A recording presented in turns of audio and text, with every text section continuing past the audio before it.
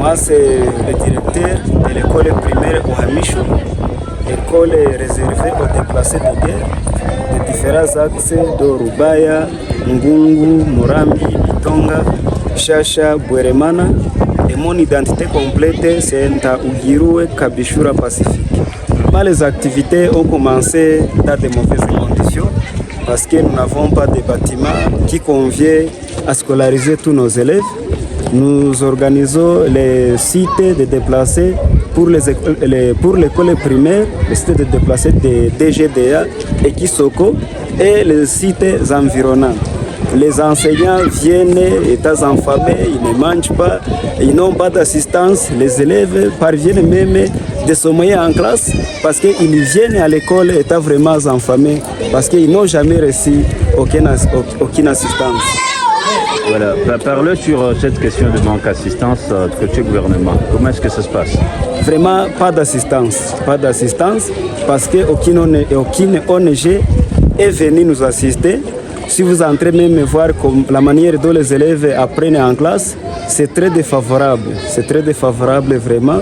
Ils n'ont pas de pupitre, ils s'asseyent sur la boue, ils n'ont pas de latrines qui conviennent. Vraiment, nous demandons au gouvernement de nous venir en aide, sinon les enfants souffrent beaucoup. Les enseignants sont payés et les autres sont des NI.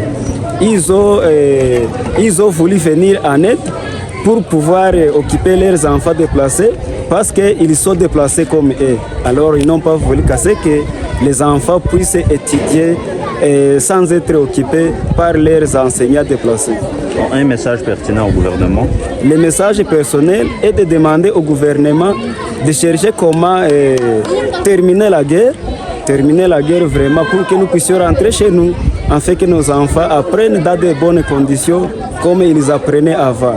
La deuxième des choses est que le gouvernement est demandé de nous venir en aide, construire des écoles pour les déplacés, leur aider en fourniture scolaire, les uniformes, sans oublier aussi la construction des cantines scolaires parce qu'ils sont déplacés, vraiment ils sommeillent en classe et c'est la cause cassée qu'ils sommeillent et ne suivent pas les enseignements convenablement. Merci beaucoup. Mais c'est nous qui vous remercions. Monsieur, bonjour. Bonjour. Présentez-vous. Moi, c'est David Kiroa Franck, préfet des études de l'Institut Uhamisho. Préfet, vous avez débuté cette année scolaire 2024-2025. Vous êtes une école déplacée. Comment est-ce que vous enseignez ici? Non, ici, l'enseignement se passe très bien. Il n'y a pas de problème. Les enseignants sont là, ils sont tous là au complet. Seulement, il y a des difficultés que nous sommes en train de parcourir, ce qui nous amène des problèmes, on ne sait pas comment les gérer. Quelles sont ces difficultés? Pour la première des choses ici, nous avons les difficultés au niveau des locaux. En tout cas, les salles de classe sont minimes, alors que nous avons tout un engouement des élèves. Nous avons aussi les options qui sont vraiment organisées, plusieurs options. Alors nous manquons comment gérer ces enfants là-bas. Voilà la première des difficultés. Deuxième difficulté, il y a aussi la prise en charge. La prise en charge, on a commencé ce travail, il n'y avait pas vraiment l'appui du gouvernement. Mais nous avons trouvé que nous, avec la mort de ces enfants et la mort de Dieu, nous avons tout d'abord pris cette charge nous-mêmes et en pensant que le gouvernement aussi peut-être nous viendront en aide. Mais jusqu'à présent, ici où nous sommes, avec la deuxième semaine que nous commençons l'ouverture, nous n'avons pas encore vraiment trouvé quelqu'un qui pouvait nous venir en aide pour essayer de pallier à ces problèmes ici. À l'école secondaire, vous avez combien d'élèves? À l'école secondaire, jusqu'à présent, nous avons déjà une affaire de 682 élèves, mais il y a d'autres qui sont en train de venir toujours. Parce que cette école ici regorge 5 sites comme ça. Alors, vous voyez, vous ne pouvez pas imaginer les élèves de 5 sites, ça sera combien. Mais jusqu'à présent, dans les 2 semaines ici, nous avons déjà une affaire de 880. La première des choses que je demanderai au gouvernement, c'est vraiment l'assistance. L'assistance parce que sans assistance, ces élèves vraiment ne seront pas capables d'étudier. Donc ici, la première des choses, nous voulons que le gouvernement et les ONG, n'est-ce pas, qui sont chargés de l'éducation, nous viennent en aide pour essayer de nous construire encore d'autres bâtiments, n'est-ce pas, d'autres salles de classe qui pouvaient nous aider à ce que quand les enfants seront en option, qu'ils puissent trouver là où ils vont étudier. Deuxième des choses, au gouvernement et aux organismes humanitaires, de venir aussi en aide aux professeurs qui sont en train d'enseigner ces élèves, de les venir aussi en aide dans la prise en charge. Parce que, vous savez, bon, même si on est déplacé, même si nous sommes ici, si les professeurs ne seront pas pris en charge, d'office, vous voyez ce que ça pourra donner. Vous savez, on a toujours dit que ventre écrit n'a pas d'oreille, alors que les déplacés aussi n'ont pas les moyens pour faire comment, pour payer. Alors nous sommes en train de demander vraiment au gouvernement vraiment de nous venir en aide pour voir si ces élèves pouvaient étudier. Parce qu'ils n'ont rien. Ils n'ont rien quand vous voyez ici, avec ici où nous sommes. Et nous sommes même chez autrui, donc nous payons même la location, vous voyez un peu. Donc c'est très difficile. Alors ça sera pour nous tellement difficile de continuer alors que nous payons les loyers, les enseignants ne sont pas pris en charge, ça sera vraiment difficile que nous puissions évoluer. Mais si le gouvernement pouvait nous venir en aide, dans tout ce que je venais de citer là-dessus, en tout cas ça sera vraiment très utile et les élèves vont étudier dans de bonnes conditions. Merci beaucoup. Monsieur, bonjour. Bonjour. Présentez-vous. Moi, c'est Gakuru Mbarusha Paul. Nous enseignons ici à Mugunga, nous sommes des déplacés. Je suis un enseignant qui est venu dans le territoire de Massissi, précisément dans la chefferie de Baoundé, groupement Mvunyi-Shanga, à Bitonga. Alors, on s'est vu vraiment courir la guerre causée par M23. Et voilà, maintenant, nous sommes ici, nous enseignons. Mais vraiment, nous enseignons dans des conditions difficiles. Et les conditions difficiles sont les suivantes. Et que les classes, donc les élèves sont nombreux dans des classes, dans des salles de classe. Alors, quand nous enseignons, ce qui est facile, c'est enseigner les troncs communs, mais vous verrez, les enfants s'asseyent mal, certains s'asseyent sur les pierres, les autres manquent comment écrire parce qu'un bas occupe 5 à 6 élèves. Alors, voilà comment vraiment ici l'éducation va un peu difficile parce que les élèves ne sont pas vraiment bien assis dans des salles de classe. Comment avec l'apprentissage de ces enfants déplacés? Oh, vous voyez, normalement l'apprentissage ne va pas très bien. Bon, quand les facilitateurs enseignent, bon, verrez les apprenants, ils sont là, ils veulent apprendre. Mais parce qu'ils sont nombreux dans la classe, là maintenant il y aura beaucoup de dérangements, il faut apprendre difficilement. En plus, quand on arrive maintenant à enseigner sur tous les cours d'option, vous verrez qu'on manque même les salles où on va maintenant dispatcher les options. Voilà. Et qu'est-ce que vous, en termes de salaire, comment ça va? En termes de salaire, moi-même qui vous parle, moi c'est Gakuru Mbarusha, je suis NP, donc je suis un enseignant non payé.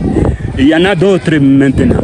Je demanderai au gouvernement de nous venir en aide, de chercher comment vraiment pallier notre problème, chercher comment ils peuvent nous payer et en plus de cela, chercher comment terminer même la guerre pour qu'on puisse rentrer chez nous. Merci beaucoup. C'est moi qui... Monsieur, bonjour. Bonjour, monsieur. Présentez-vous. Moi, c'est Lamongi Bati André, chargé de l'éducation dans le site de Buhimba. Voilà, aujourd'hui, nous avons vu certaines écoles qui encadrent les élèves déplacés. Quel mot vous placez par rapport à cela? Bon, compte tenu de ça, nous sommes arrivés ici vers le mois de février. Nos enfants n'ont pas étudié.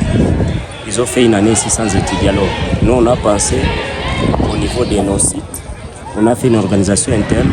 C'est pourquoi vous voyez les enfants ici. On a fait des démarches. On a amené les enfants ici. On a sensibilisé les enseignants. Ils sont là avec les enfants. Et jusqu'à aujourd'hui, nous n'avons pas qui nous accompagnait. Même le gouvernement, nous n'avons pas même encore reçu les visiteurs même du gouvernement. Nous sommes là, nous seuls, on s'organise seuls. Les élèves traversent beaucoup de difficultés. Vous voyez, dans les salles de classe, il y a certains tableaux qui manquent, il y a des pupitres qui manquent. Nous n'avons pas même les lieux d'aisance pour les enfants. Donc, nous avons des défis énormes. Jusqu'à aujourd'hui, même il y a des enfants qui n'ont pas encore de fournitures scolaires, il manque des uniformes. Avec tout ça, vraiment, ce sont des défis énormes. Et qu'est-ce que vous demandez alors au gouvernement? Nous demandons d'abord au gouvernement de nous venir en aide, sinon les enseignants qui sont ici, certains ne sont pas mécanisés, donc ils sont venus seulement pour assister les enfants déplacés. Mais nous craignons que d'un moment à l'autre, si nous manquons des assistances, les enseignants aussi vont fuir et les enfants vont manquer qui les encadrent. Nous demandons au gouvernement, si la guerre ne se termine pas, que nous puissions rentrer chez nous, vraiment qu'ils puissent nous venir en aide, et les partenaires qui aident le gouvernement en matière d'éducation, vraiment qu'ils puissent venir nous assister. Est-ce que ne pensez-vous pas que les conditions que traversent ces élèves les mettent en danger, peut-être psychologiquement? Bon, effectivement, les enfants sont en danger, mais compte tenu de la situation, nous avons voulu qu'ils soient d'abord encadrés ici, sinon ils ne devraient même pas être ici. Soit ils devraient être des voleurs, ils devraient être des fumeurs de chambre, soit ils devraient se noyer dans les lacs, ou dedans ils devraient trouver des accidents au niveau des gaz. Et nous avons jugé, nous avons sensibilisé les parents et maintenant les enfants sont là. Madame, bonjour. Bonjour. Votre nom? C'est Mukandiro Sasaba Hepi. Vous êtes élève ici, une élève déplacée? Oui. D'où est-ce que vous êtes venu? J'ai quitté à Chacha. Un territoire de Massissi. Vous avez débuté le cours depuis le 2 septembre. Comment est-ce que vous étudiez à cette école? Vous étudiez bien, mais les classes sont moyennes. Les pupitres, nous manquons le pupitre, le tableau. Ici, il y a beaucoup de sections. Il y a les vétérinaires, les constructeurs, les pédagogues. Mais nous tous nous étudions ensemble parce que nous manquons les classes là où on va étudier. Alors, vous pouvez faire les moyens pour construire une autre classe, augmenter les pupitres, les tableaux. Ça veut dire les classes sont encore insuffisantes. Oui. Et vous, en tant qu'élève, qu'est-ce qui vous gêne lorsque vous n'étudiez pas dans de bonnes conditions? Ce qui me gêne, Ah oui. on s'assoit 4 personnes sur un pupitre. 4 personnes. On manque comment on va écrire bien. Les autres s'assoient sur les pieds. Depuis que vous avez débuté ici en tant qu'élève déplacé, vous n'avez pas vu peut-être des autorités venir vous parler un peu de... Ça vous gêne dans quel sens, vous en tant qu'élève? Moi, ce qui me gêne vraiment, c'est les autres manquent l'uniforme. Les autres restent à la maison parce qu'ils manquent des uniformes. Toi, tu avais envie de suivre quelle section parmi toutes ces sections ici? Vétérinaire. Et puis, tu penses que finalement, ça sera comment? Non. Ici, il y a le professeur qui est le technicien. Nous étudions bien notre cours, mais les autres, les constructeurs manquent les professeurs. Alors, en tant qu'élève, qu'est-ce que tu demandes au gouvernement?